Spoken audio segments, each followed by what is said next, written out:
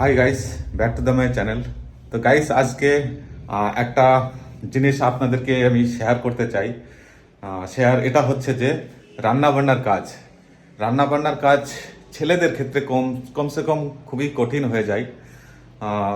সেটাই আমার সঙ্গে এখন হচ্ছে, যেহেতু আমি বাড়িতে রয়েছে আমার চিকু। চিকু এখন ঘুম দিচ্ছে। চিকুর মনটা খারাপ এই কারণেই, যেহেতু বাড়িতে বাকি সদস্যরা নেই, শুধু আমি আর চিকু। তো বাকি সদস্যরা না থাকার কারণে চিকুর মনটা ভীষণ খারাপ। তো আমার সঙ্গে যে পরিমাণে চিকু খেলা করে, তো সেই খেলা ছুটাছুটিটা করছে না। তবু আমি চেষ্টা করছি ওকে খুশিতে রাখার জন্য। চিকুকে ছেড়ে বাড়ির বাইরে কোথাও যেতেই পারছি না, কেননা চিকু একা থাকে না।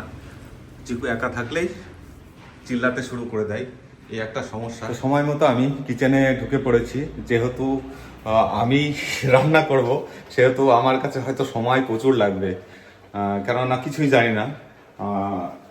কমসে কম সবজি টবজি তো রান্না করতে জানি না, তো জানি না কেমন কি হবে। তো আমি চালটা চাপিয়ে দিয়েছি, এই যে ভাতটা ফুটছে। ভাতটা তো করে নেওয়া যায়, যেন সঠিক হয় সেটাই আমাকে ধ্যান রাখতে হবে।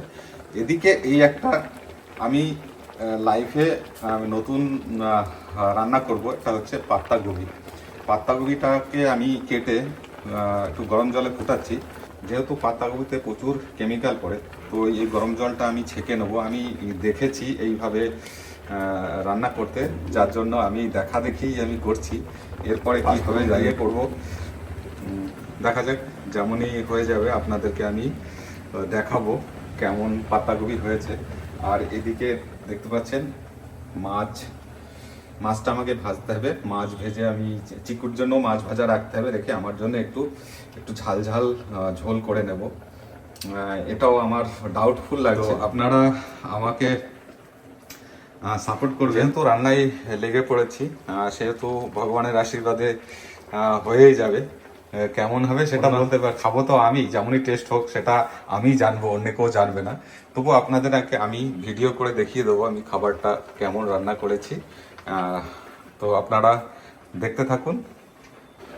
তো বন্ধুরা, ভাতটা মনে হচ্ছে হয়ে গেছে, না আর একটু হবে।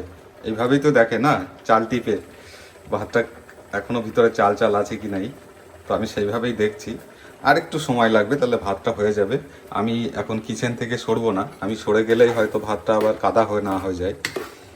ভাতটা হয়ে গেছে, ভাতটা এবার আমি নামিয়ে দিই। একদম ফাইনালি আমার মোতাবেক ভাতটা হয়ে গেছে। ভাতটা আমি নামাবো, দেখি আমার ভাত নামানোর স্টাইলটাও আপনারা দেখুন। বেশি নিয়ে একটু ঠান্ডা জল ছেড়ে দিলাম, যাতে গরম জলটা যে পাইপটা গেছে, সেই পাইপটা ভাবটা না লাগে।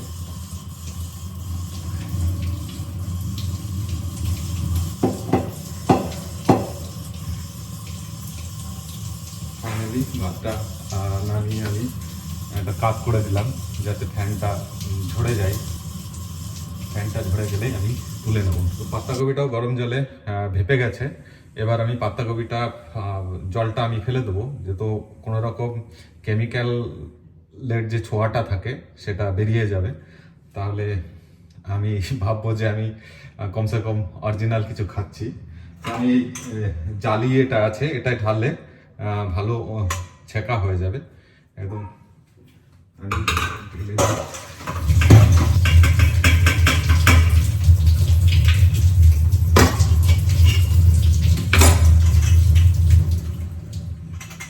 জলটা সম্পূর্ণ ঝরে গেল, তো এবার আমার সুবিধা হবে। তো এবার আমার কাজ, মাছটা ভাজবো। মাছ ভাজার জন্য আমি এটাতে ভাজবো, তো এটা আমি বসিয়ে দিলাম।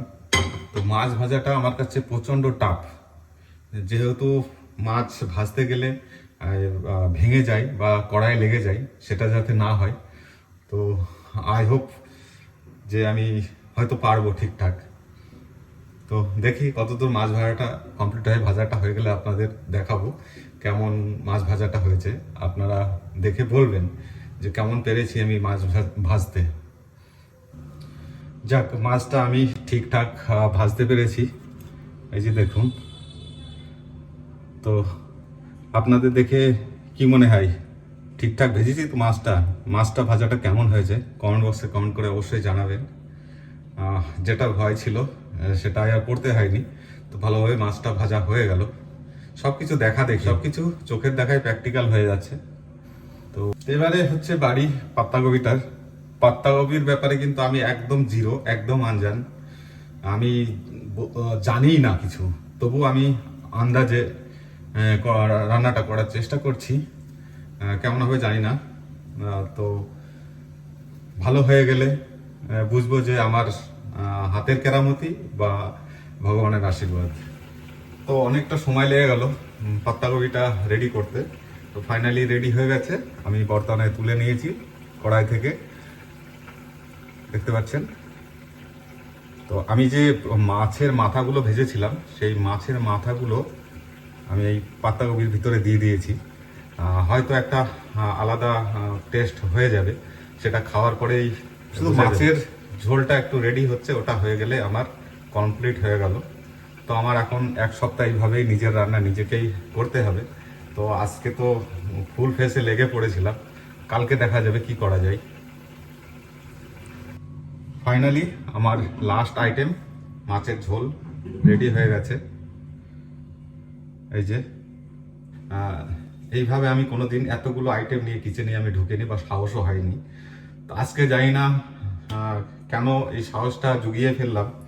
তো দেখলাম যে চেষ্টা করি না কেন, একটা অজানা শহরে মানুষ ঢুকে গেলে যা হয় কিছুই বুঝতে পারে না, ঠিক তেমনই আজকে আমি অজানা রান্নাঘরে ঢুকে গেছিলাম। তো কাজ তো বার করে বেরোতে হবে, সে অজানা শহরে যাও আর অজানা কিচেনে যাও, কাজটা তো করে বেরোতেই হবে।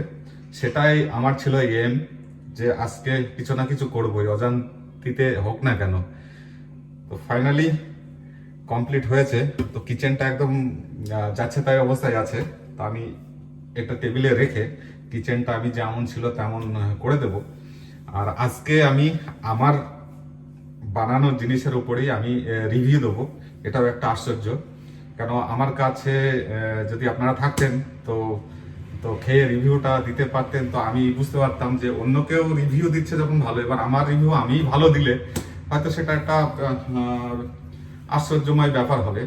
তবুও কেউ নেই, ধরুন আমার রিভিউটা আমি দেবো আজকে। আপনার টেবিলে খেতে বসে আপনাদের রিভিউটা পেয়ে যাবেন। আর আমার এই রান্নার প্রসেসটা যদি আপনাদের ভালো লেগে থাকে তো অবশ্যই কমেন্ট করবেন আর ভিডিওটা শেয়ার করে দেবেন। ভিডিওটা শেয়ার করলে আমার একটা ভিতরে এনার্জি আসবে, আমি এই ধরনের ভিডিও আপনাদেরকে আমি দিতে পারবো। তো আপনাদের কাছে আর একটা রিকোয়েস্ট, চ্যানেলটা সাবস্ক্রাইব করতে ভুলবেন না। অবশ্যই চ্যানেলটা সাবস্ক্রাইব করে দেবেন। অবশেষে খাওয়া কমপ্লিট হলো, খাওয়াটা আর দেখালাম না। আমি যেমনটা ভেবেছিলাম চেয়েছিলাম ঠিক তেমনটাই, খুব সুন্দর রান্না হয়েছিল, একদম আঙুল ডুবিয়ে খাওয়ার মতো। তো খুব মজা করে খেলাম, একদম ঘরোয়া টাইপের খাবার রান্না হয়েছিল। তো এবার আমি বুঝতে পারছি হ্যাঁ, আমি চেষ্টা করলে পারবো রান্না করতে, রান্নাঘরে ঢুকতে আর সেরকম ভয়ের কারণ থাকবে না। যেহেতু খাবার আজকে ভালো হয়েছে তো একটু সাহস মনে জুগিয়ে গেল যে হ্যাঁ পারবো, চেষ্টা করলেই পারবো।